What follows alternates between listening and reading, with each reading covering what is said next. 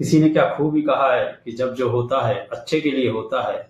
एक बार की बात है, एक किसान ईश्वर से शिकायत करता है कि हे ईश्वर, तुम तो सर्वशक्तिमान हो, फिर भी हम किसानों को जब फसल के लिए धूप हवा पानी की ज़रूरत होती है तब तुम देते नहीं हो, और कभी कभी ज़्यादा कभी कम दे देते हो, जिससे हमारी फसल खराब हो जाती हैं, अच्छी नहीं होती हैं।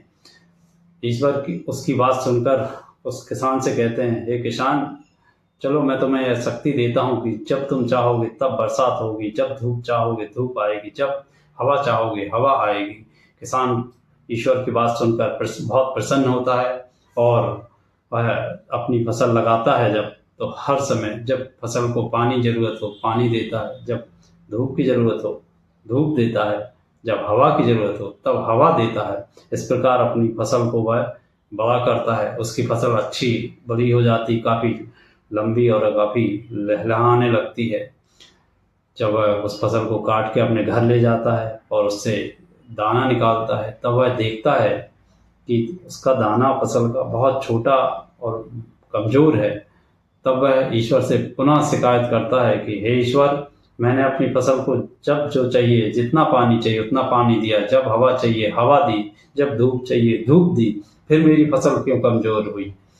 तब ईश्वर उससे कहते हैं, सुनो किसान, तुमने अपनी फसल को जब जो चीज़ चाहिए धूप दी, जब पानी चाहिए पानी दिया, और जितना चाहिए उतना दिया, पर तुम यह भूल गए कि जब बीज जमीन से निकलने के लिए संघर्ष करता है तब वह मजबूत होता है। जब हवा चलती है तेज, तब फसल उससे बचाव के लिए अपने आप को खड़ी रहती है, तब वह मजबूत होती है।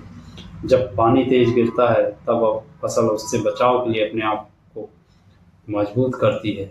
इसी प्रकार धूप से बचाव के लिए फसल धीरे अपने आप को मजबूत करती है, और धीरे धीरे वह मजबूत हो जाती है, और उसमें पकने वाला दाना भी मजबूत होते जाता है, और इसी प्रकार फसल अच्छी होती है। क्योंकि तुमने उसे समय पे दिया, तो उसे संघर्ष करना ही नहीं पड़ा, उसने कहीं संघर्ष ही नहीं किया, तो फसल तो अच्छी हो गई, पर उसके अंदर का दाना कमज़ोर हो गया, क्योंकि उसने संघर्ष के साथ बड़ा नहीं हुआ। तो इसी प्रकार व्यक्ति को भी अपने जीवन में परिस्थितियों से संघर्ष करते रहना चाहिए। संघर्ष करते ही से ही उसके जीवन में सफलता प्राप्त होती है, वह मजबूत होता है।